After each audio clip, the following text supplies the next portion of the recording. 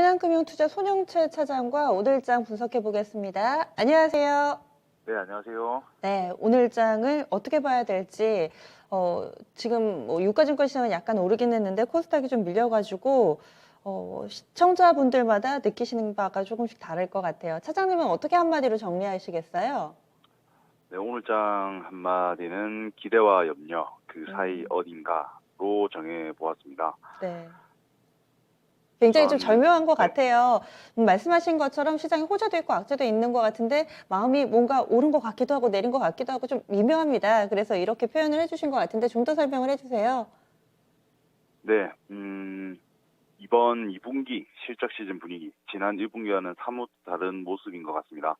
아무래도 1분기의 경우에는 백신 접종과 함께 본격적으로 진행된 경제활동 정상화, 그리고 바이든 정부의 추가 경기 부양책과 보복 소비, 여기에 어떤 기저효과까지 더해지면서 실적이 예상치를 상회했고 실적 전망치 역시 빠르게 상향 조정되는 모습이었는데 최근 1개월간은 2021년 기업 실적 전망치 상향 조정 속도가 현저하게 느려진 것 같습니다. 섹터별로 본다고 하더라도 주요 업종 모두 지난 4월에 기록했던 컨센서스 상향 조정 폭에 미치지 못하고 있고요.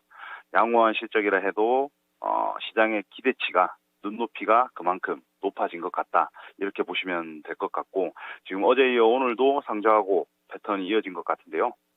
상고하죠. 패턴이 이어진 것 같은데 상승 하락의 어떤 뚜렷한 색깔 없이 섹터 내 개별 종목들의 움직임 이어진 것 같습니다.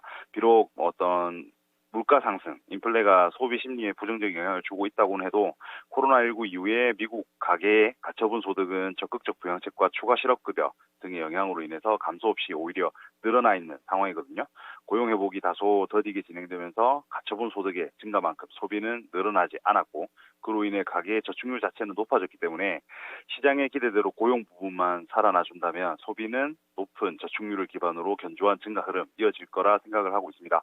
결론적으로 상반기와 달리 경기에 대한 우려는 조금씩 나타나고 있지만 긍정적인 변수는 여전히 이어지고 있다. 주식시장의 가격 조정은 비중 확대 전략으로 대응해야 한다는 생각이 아직 유효하다. 이렇게 말씀을 드리고 싶습니다. 큰 틀에서는 개별 종목 장세라는데 변화가 없어가지고 좀 세부적으로 들어가 봐야 될 것 같습니다. 오늘장에서의 체크 포인트들 몇 가지로 좀 정리를 해주시죠. 네, 오늘 전 체크포인트 말씀드리겠습니다. 코스피는 미국 증시 호조 힘입어서 상승 출발을 했고요. 외인기관 양매수 이어지면서 장중 3,250포인트를 넘기도 했습니다. 미국 증시는 뒤에서 한 번 더 말씀드릴 일이 있어서 간단히 언급을 드리겠는데요. 이번 주 주요 IT 기업들 실적 컨센서스 상회 전망에 3분기까지 랠리가 이어질 것이다. 이런 기대감이 최고치를 형성한 주된 이유인 것 같습니다. 국내 코로나19 확진자 수는 3주 연속 4자릿수를 기록을 했지만 지난주에 정점을 통과한 이후 완만한 감소세를 보이고 있고요.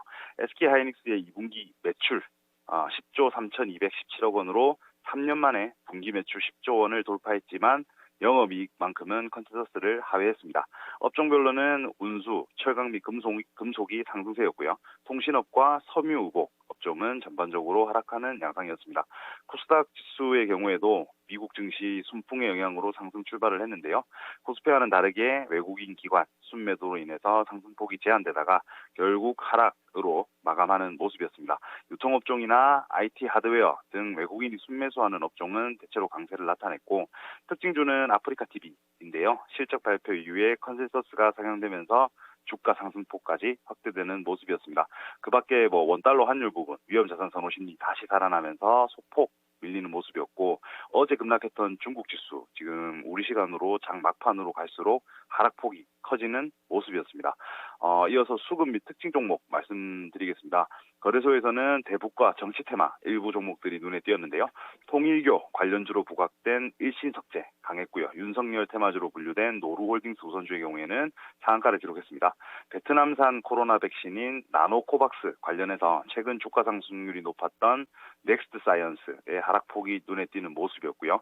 코스닥 시장에선 종목별 차별화 더 심했습니다. 금일 신규 상장한 증강현실 전문 기업 넥스트 경쟁률을 반영하듯 시작하자마자 상한가로 마무리를 했는데요. 메타버스 테마로 분류되는 다른 주식들의 경우에는 오히려 하락하는 모습이었습니다. 얼마 전 상장했던 차량용 소프트웨어 개발 및 판매 기업 오비고 역시 금일 상승률이 좋았는데요. 개인, 기관, 외국인 전부 매수하면서 상승폭을 키우는 모습이었고요. 의료정밀기기 섹터의 이루다 그리고 세종메디칼의 상한가와 음식료 부분의 흥국 F&B, 팜스토리 상승률도 눈에 띄는 모습이었습니다. 대북과 그 외 테마주들 변동성이 심한 하루였다 이렇게 정리를 하시면 될 것 같고요. 끝으로 외국인 매매 동향 말씀드려 보겠는데요. 거래소에서는 LG화학, 포스코와 네이버를 순매수 그리고 삼성전자와 SK하이닉스를 가장 많이 파는 모습이었고요. 코스닥 시장에서는 셀트리온 헬스케어와 카카오게임즈, 원익QNC 매수에 에코프로 BM이나 천보, 2차전지 관련주들 그리고 디오를 가장 많이 파는 모습이었습니다. 말씀 중간에 중화권 증시, 중국 쪽 증시의 약세에 대해서도 살짝 언급을 해주셨는데 어제 이어서 오늘까지도 상해종합이 각각 2% 정도씩 밀리면서 현재는 3,400선도 이탈이 됐습니다. 여기에다가 지난 5월 달 저점 수준 이탈이 나타나면서 지금 밴드 하단을 뚫고 내려가는 모습 보여주고 있는데요. 이런 근래에 들어서의 급락에 대해서 중국 내부에서 규제가 좀 심해지기 때문이다라고 분석들을 하던데 중국만의 문제로 봐도 되는 걸까요? 이 부분 괜찮겠습니까?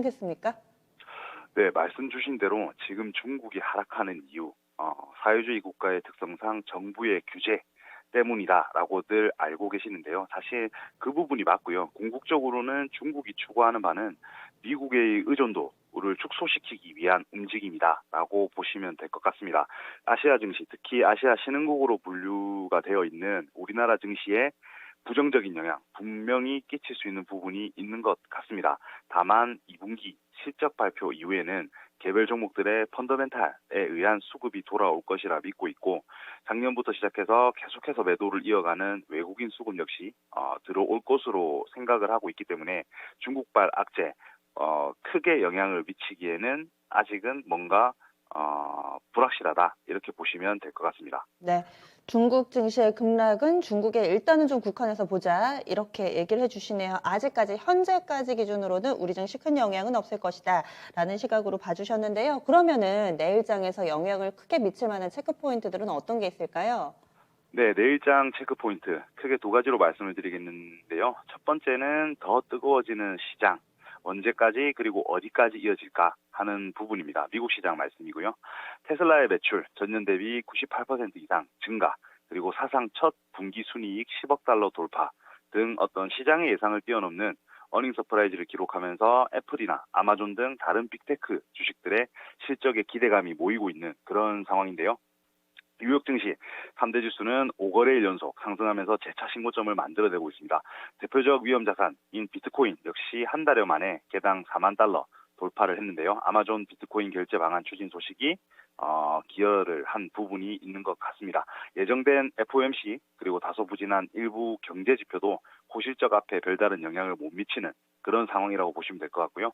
지금의 이 분위기가 향후 어떤 식으로 전개될지 그리고 우리나라 증시에 어떤 영향을 미칠지에 대해서 많은 투자자분들이 궁금해하실 것 같은데 결론부터 말씀드리면 우리 증시는 아직 뚜렷한 이렇다 할 만한 방향성을 나타내지 못하고 있다 이렇게 보면 될 것 같습니다. 코스피 200 선물 외국인 누적 포지션의 경우 지금 제로선을 중심으로 대규모 순매도와 순매수를 반복하는 모습이고요. 시장 자체에 대해 적극적인 대응은 피하려는 움직임이 나타나고 있습니다. 풋옵션 매수세 역시 특이하다고 할 만한 내용이 포착되지 않고 있고요. V코스피 즉 변동성 지수 역시 단기 축소 국면으로 진행되고 있는데 이러한 부분들이 추세적이기보다 향후 확장에 들어가기 위한 축소 이렇게 볼 수 있을 것 같아서 개인적으로는 7월 말 그리고 8월 초 기점으로 국내 증시의 움직임이 확대될 것으로 예상을 하고 있습니다. 두 번째로는 시장의 단기 방향성은 모르겠고 조금은 안정적이게 중장기 투자를 가져간다면 어떤 종목들로 포트폴리오를 구성해 볼 것인가 하는 점인데요. 크게 세 가지로 아이디어를 한번 내봤습니다. 첫 번째는 작년부터 내년까지 3개년 매출 증가율 20% 이상 그리고 인당 매출액 10억 원 상회하는 기업 그룹인데요. GS윈드 그리고 하이브, 카카오게임즈나 첨보 등이 이에 해당할 것 같고요. 두 번째로는 올해부터 내년까지 매출액 사상 최고치 경신 기대를 가진과 동시에 매출 대비 현금 흐름 비율이 일정 수준을 넘어가고 현금 흐름 대비 캐파 투자 비율이 60% 이상을 차지하는 국내 기업들 군인데 하나솔루션과 SKC DB하이텍, LG이노텍 등이 이에 해당하는 기업들인 것 같습니다. 끝으로 업종 자체 매출액 비율이 상승할 것으로 보이고 업종 안에서도 영업이익률이 높으면서 변동성이 낮아지고 있는 기업군인데요. 주로 대기업군 여기에 속할 것 같고요. 네이버와 기아, 코웨이 정도는 눈여겨보셔도 될 것 같다는 생각입니다. 중장기적으로 안정적인 종목을 조건 검색을 통해서 이렇게 몇 가지 알려주셨네요. 그리고 체크포인트 이야기하는 중간에 7월 말 7월 말 8월 초에는 국내 증시 움직임이 확대된다. 이것이 변동성 확대라고 이해해도 되겠습니까? 변동성 확대로 이해하시면 좋을 것 같습니다. 네, 알겠습니다. 그러면 투자 전략 세워주세요. 네, 내일장 투자 전략. 코로나19 델타 변이 바이러스 확산이 글로벌 금융시장 변동성을 지속적으로 자극을 하고 있는 모습인데요. 중국발 디커플링 움직임도 마찬가지입니다. 제한적인 부분이 아직은 있지만 어떻게 움직일지 모르는 변수이면은 분명한 것 같고요. 글로벌 경기 불안 심리가 현실화될 가능성. 하지만 제가 거듭 말씀드렸듯 낮은 상황이라고 보시면 될 것 같습니다. 한국 코로나19 상황 역시 시간이 걸리더라도 결국 진정 국면으로 진입할 것이다. 이렇게 보고 있고요. 코로나19의 기존 패턴이었던 폭증 이후 방역 그리고 강화, 진정, 방역 완화로 이어지는 전 세계적으로 반복되는 이 패턴이 국내에도 똑같이 적용이 될 거다라고 이해를 하시면 되고 물론 내수 충격 불가피합니다. 코스피에 미치는 영향력 또한 제한적일 것으로 보는 게 그렇지만 코스피에 미치는 영향력은 제한적일 것으로 보는 게 맞는 것 같습니다. 수출주나 구조적 성장주가 코스피 시총 대부분을 차지하고 있기 때문인데요. 지수의 단기 변동성 확대는 비중 확대 기회라고 생각하시고 코로나19의 진정 국면과 그리고 원달러 환율의 하향 안정, 외국인 기관 수급 안정 및 개선을 준비해야 되는 시기가 지금이다라고 생각하시면 좋을 것 같습니다. 반도체나 인터넷 중심의 IT, 그리고 에너지, 화학 중심의 2차 전지, 운송과 자동차 업종에 지속 관심을 가지시면 좋을 것 같고요. 이들 업종 경우에는 하반기 유망 업종인과 동시에 실적 개선에도 대내외 불확실성 변수로 인해서 수급 불안에 억눌려온 대표 업종들이기도 합니다. 주가나 지수 상승에도 불구하고 12개월 선행퍼가 하락했다는 점에서 그 모습이 확인이 가능하고요. 그만큼 견조한 실적 개선세를 바탕으로 밸류 부담을 덜어내면서 매력을 높여왔다고 볼 수 있기 때문에 이런 펀더멘털 동력을 바탕으로 빠른 가격, 밸류에이션 정상화가 예상되는 업종이다. 이렇게 이해를 하시면 좋을 것 같습니다. 네, 토픽 있으세요? 네, 끝으로 탑픽인데요. 오늘 추천주 포인트 모바일 말씀드리도록 하겠습니다. 산업용 PDA 부문 국내 1위 업체고요. PDA란 창고에서 사용하는 휴대용 컴퓨터라고 이해를 하시면 좋을 것 같습니다. 당사가 가진 높은 가격 경쟁력이나 다양한 제품 라인업을 논외로 한다고 하더라도 최근 아마존 그리고 알리디 같은 대형 고객사 확보하면서 성장의 날개를 달 수 있을 것으로 전망이 되고 있습니다. 2분기의 경우 매출은 260억, 영업이익은 49억 원을 전망하는데요. 올해 기준으로 보면 연간 매출 976억 원에 영업이익 157억 원입니다. 이는 전년 동기 대비 100% 그리고 15,600%에 해당하는 수치인데요. 업황 회복에 따른 산업용 PDA 수요 급증으로 인한 수혜, 아마존양 제품 매출의 급성장, 그리고 거기에 미국 통신사 버라이즌 인증의 획득 이슈가 있고요. 글로벌 추가 가맹점 유치 등 해를 거듭할수록 실적 성장세 이어갈 것으로 보여서 추천을 드리고 1차 목표가는 33,000원, 손절가는 26,000원 제시하도록 하겠습니다. 네, 오늘 말씀 고맙습니다. 네, 감사합니다. 네, 이렇게 해서 절대 전략까지 이어봤습니다. 중국 증시에서 어떤 쪽 많이 빠졌나 보니까 단기간에 많이 올랐던 2차 전지 쪽하고 주류 쪽이 상당히 좀 안 좋습니다. CATL도 한 6% 정도 밀리고요. 그리고 EV 에너지나 강복 리튬 이런 2차 전지 소재 섹터 이쪽도 하한가도 나오고 많이 밀려 내려가고 있는 상황이어서 점검을 좀 해보셔야 되겠습니다. 귀주모테라든지 우량의 이쪽으로 시총 상위에 있는 주류주들도 오늘 좀 많이 빠졌습니다. 시장 전반적인 분위기 어수선해서 시황이 궁금하시다 하시는 분들은 유튜브 들어와 보시죠. 여기에서는 오늘 김봉만 전문가가 3분기 황소와 곰의 치열한 한반 승부가 펼쳐진다라는 주제로 시장 전반적으로 좀 한번 봐드릴 거예요. 그리고 또 내 종목이 궁금하다 하시는 분들은 진짜 쉬운 진단 놓고 해주시면 되겠습니다.